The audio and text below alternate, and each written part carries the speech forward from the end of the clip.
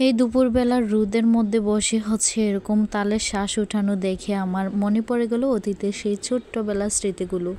আমার পছন্দের সেই টক পাতার ভর্তা দিয়ে ভাত খাবো। হ্যালো এভরিওয়ান, আসসালামু আলাইকুম, welcome back to my channel. So সবাই কেমন আছেন? আলহামদুলিল্লাহ, আল্লাহ তাআলার অশেষ রহমতে আমি অনেক ভালো আছি। সো ভালো আছি বিদায় কিন্তু আবারও নতুন একটি ভিডিও নিয়ে আপনাদের মাঝে চলে এসেছি। সো যাই হোক, আজকে সারাদিন কি করব সেটি আপনাদের সাথে শেয়ার করব। তো আমি যে বেড়াইতে আসছি সেটা মনে হয় আপনারা অনেকেই ইতিমধ্যে আমার ভিডিও দেখে বুঝতেই পেরেছেন বা জানেন, আমার ভিডিও যারা সবসময় দেখেন। তো যাই হোক, আজকে একটু কাজ করব ভাবতেছি।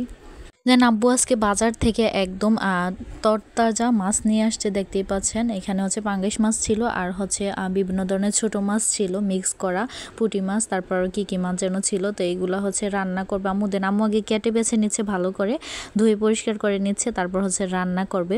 দেন শহরের থেকে গ্রামে থাকলে এটাই সুবিধা, শহরে কিন্তু সবসময় টাটকা সবজি পাওয়া যায় না, তরকারি পাওয়া যায় না, বাট গ্রামের মানুষ সবসময় তরতাজা টাটকা সবজি খায়। এই তো দেখেন, আমি যে ভর্তার কথা সবসময় বলে থাকি কমার বেশ, তো এখানে মেটস পাতা বা টক পাতার ভর্তা বানাবে। তো এখানে কি নিচ্ছে দেখেন, এখানে একটু রসুন আর পেঁয়াজ কুচি আছে, তারপর এ পাশে আছে টক পাতা, তারপর শুকনো মরিচ এবং কিন্তু 2টা মাছের পিস নিয়েছে। তো মাছ যত বেশি হবে ভর্তাটা কিন্তু খেতে ঠিক ততটাই মজা হবে। সো দেখেন আম্মু ভর্তা বানাই ফেল। যাই হোক, আম্মুকে রান্নাবান্না সব কিছু গোছাই দিয়ে এখন আমার কাজের পালা। আমি একটু কাজ করব ভাবতেছি। দেন সব কিছু একটু ক্লিন করব ভাবতেছি। আমি আসে যে রুমে থাকি বা আগে যে রুমটাতে থাকতাম সেই রুমটাকে এখন গোছাবো ভালোভাবে। বিয়ের পর প্রত্যেকটা মেয়ে যখন বাপের বাড়ি ছেড়ে চলে যায়, তার নিজের বাড়ি ছেড়ে চলে যায়, তখন তখন আর এই রুমটা তার থাকে না, তো তার পরিবর্তে অন্য কেউরা থাকে।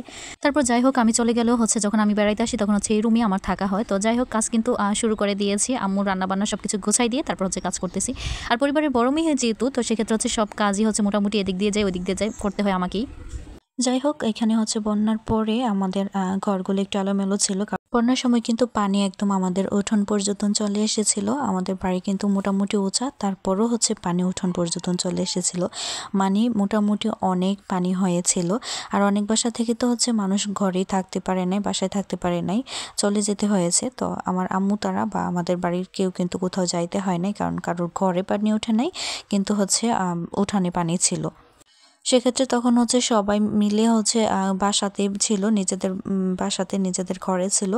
তো তখন মাল সাবানা যা ছিল, ঘরে যে জিনিসপত্র ছিল, এগুলো সরাই রাখছে অনেকে বা সরাই রাখে নাই, ঘরেই রেখেছে, কিন্তু একটু যত্ন সহকারে রেখেছিল আর কি। তো যাই হোক, আমার আম্মু কিন্তু সেম কাজটাই করেছে, কিন্তু এলোমেলো করে রাখতে হয়েছে, কারণ তখন হঠাৎ করেই পানি চলে এসেছিল। তখন গোছাই রাখবে যে সেই মন মানসিকতা বা সুযোগটা তারা পায় নাই। তাছাড়া বন্যা হয়েছে প্রায় কিন্তু 1 বছর হয়ে গিয়েছে। তো 1 বছর হলেও ঘর সেইভাবে গোছায় উঠতে পারে না, বাড়িঘর সবারই একটু এলোমেলো আছে। আর আম্মু তো একা মানুষ, কি বলবো, আম্মু কাজ মোটামুটি সব কাজই করার পর গোছানোর কাজটা আমিই করতাম সব সময় আগে। দেন এখন যেহেতু আমি নাই, তো সেভাবে করা হয় নাই। আর আমি আসলে বেশি দিন থাকিও না, দূর থেকে আসি আবার চলেও যাই।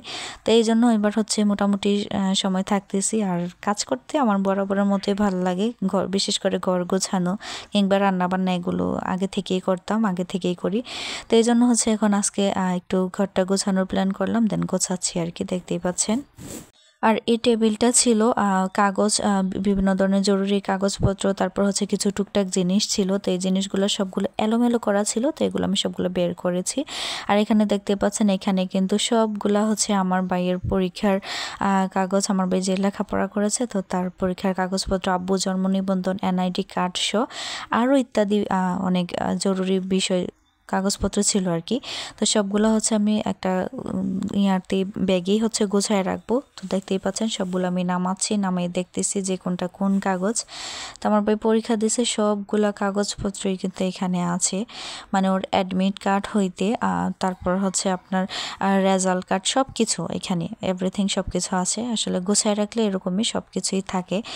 এই যে দেখেন, কাগজ লাড়া দিতে গিয়ে দেখি আব্বুর একটা ছবি, দেখেন অনেক আগের ছবি এটা, দেখা যাচ্ছে কিনা ভিডিওতে আমি জানি না, কিন্তু এই যে দেখেন আমি কিন্তু স্পষ্ট দেখতে পাচ্ছি। আমার ভাইয়ের এখানে অনেক কাগজপত্র ছিল, সে সে এসএসসি পরীক্ষা দিয়েছে, তারপর 5-এ যে পিএসসি দিয়েছিল, ওরা যখন পরীক্ষা দিয়েছে তখন পিএসসি ছিল, আমাদের সময় ছিল। তো তখনের রেজাল্ট কার্ডগুলোও কিন্তু এখানে আছে, কিন্তু দুর্ভাগ্যবশত আমারগুলো নেই। তো যাই হোক, এগুলো যেহেতু আছে, তো এগুলো সবগুলো গুছায় রাখবো যত্ন সহকারে। তো দেখেন এই ব্যাগটাও ছিল এখানে, তো এই ব্যাগটাও গুছায় রাখবো, ব্যাগটা কিন্তু একদম নতুন। তারপর যাই হোক টেবিলের ভিতরে যা কিছু ছিল সব কিছু হচ্ছে মোছামাছি মোটামুটি শেষ। তো এখন টেবিলের ভিতরে গোছায় রাখার পালা, গোছায় রাখছি। আর হচ্ছে এটা এই রেক্সিনটা হচ্ছে টেবিলের উপরে ছিল, দেন মোটামুটি ময়লা হয়েছিল, এটা আমি একটু ক্লিন করে নিচ্ছি, ভালোভাবে মুছে ক্লিন করছি।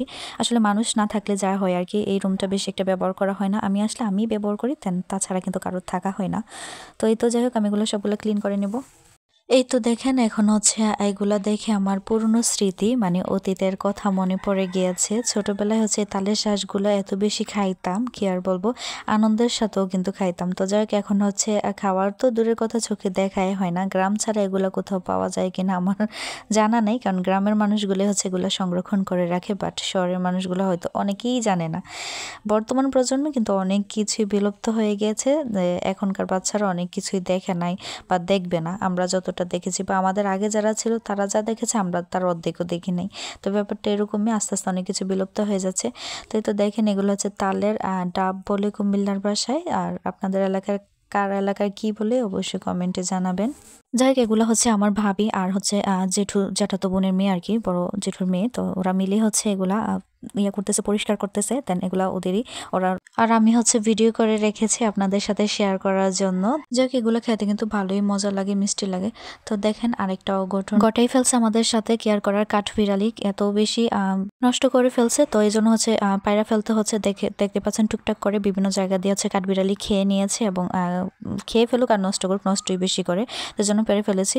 সো দেখেন দুপুরের খাবার আমি এখন খাইতে বসেছি, দেন আম্মু কিন্তু রান্না অলরেডি করে ফেলেছে, কাজবাজ শেষ করে এখন খেতে বসেছি। এখানে হচ্ছে পেঁপে দিয়ে, গাছের পেঁপে দিয়ে মসুর ডাল এবং আলু দিয়ে ভাজি করেছে, আর এখানে ছোট মাছ, যে ছোট মাছগুলো দেখেছেন এগুলো রান্না করেছে জলপাই দিয়ে। সো আলহামদুলিল্লাহ খাবারটা অনেক বেশি মজা হবে। আর ভর্তা আমি খেয়েছিলাম, দেখাইতে মনে নাই। তো যাই হোক আমার ভিডিওতে যদি আপনারা নতুন হয়ে থাকেন তাহলে অবশ্যই আমার চ্যানেলটা সাবস্ক্রাইব করে দিবেন, আর অবশ্যই পাশে থাকা বেল আইকনটা অন করে দিবেন, যেন হচ্ছে আমার ভিডিওটা সবার আগে আপনি দেখতে পারেন। তো যাই হোক আজকের ভিডিওটা অনেক লম্বা হয়ে যাচ্ছে, এখানে রেখে দিচ্ছি, দেখা হবে নেক্সট ভিডিওতে। সো সবাই ভালো থাকেন, সুস্থ থাকেন, আল্লাহ হাফেজ।